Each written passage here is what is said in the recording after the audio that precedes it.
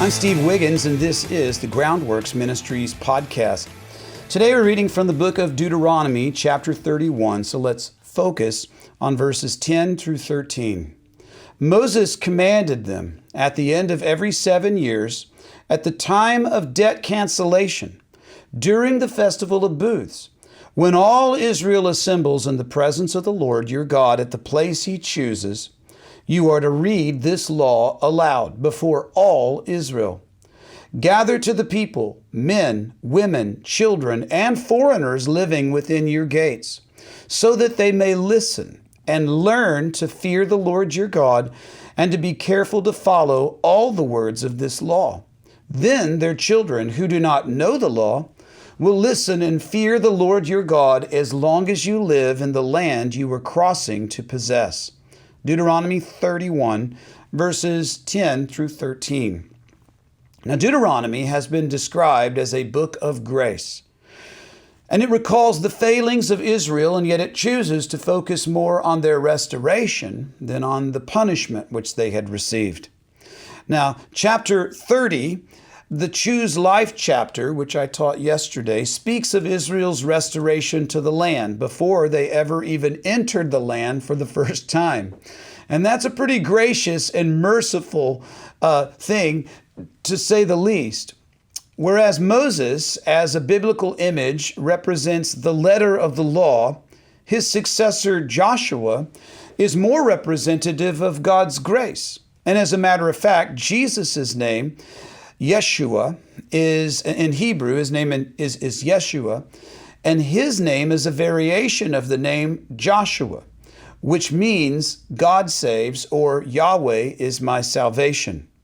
Now, the law gives us God's standard. The law exposes our inability to meet that standard, and it basically sets up God's grace. The law was never intended to be the vehicle to provide mankind with his own deliverance. Hence, Moses was never able to deliver Israel into Canaan. Think about it. The law can only take you to the edge of the promised land and show you how, gosh, if you would have been better or you would have been holy, you could have got in.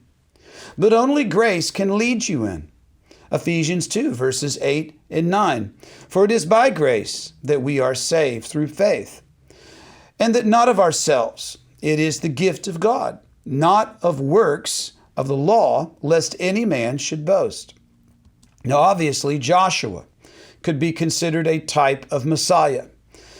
And this is much the same way as Joseph was a type of Messiah, in that Joseph forgave his brothers and he saved his family, the sons of Israel, from certain death during the great famine in Canaan. Jesus' mother, Miriam, aka Mary, well, she was married to a man named Joseph herself. And since almost everyone rejected the idea of Jesus' virgin birth, they would have commonly known Jesus as Yeshua ben Yosef, which means God, translates, God is my salvation. And of course, the name Joseph means God removes my shame and grants me increase. That's how they would have known him. Now, we know that Jesus was not Joseph's son. So once again, most of the people, I would say all of the people, other than Joseph and Mary, maybe a few close family friends, but I'm sure they were kind of wondering themselves about whether Mary was really a virgin when she conceived. And pretty much everybody would have known him as Yeshua ben Yosef, although Joseph wasn't his father. They would have known him, as I said, God is my salvation, God removes my shame and grants me increase. So in the year when debts were canceled, at the time when Israel was to remember God's provision and guidance in the desert exodus, the law was to be read to all of the Israelites and foreigners living within their gates. Now, that festival, which remembers God's provision and his guidance, is called Sukkot. It's also known in people's Bibles as the Festival of Booths or the Feast of Tabernacles. And what they were remembering was God's faithful abidance. He was with them in the desert, even while he was punishing them with the desert wandering.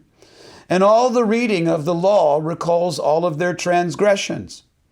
But because it is the year of canceling debts when this was to be read, God was going to remind them of their debt to Him, but God also reminds them of His grace to them and His merciful forgiveness. And so as we approach the end of the Torah ourselves, be careful to listen and to learn to fear the Lord. For in doing so, you may prosper in the deliverance with the Messiah, which the Messiah, Jesus, has graciously provided. I'm Steve Wiggins, and this is the Groundworks Ministries podcast. Check us out at groundworksministries.com.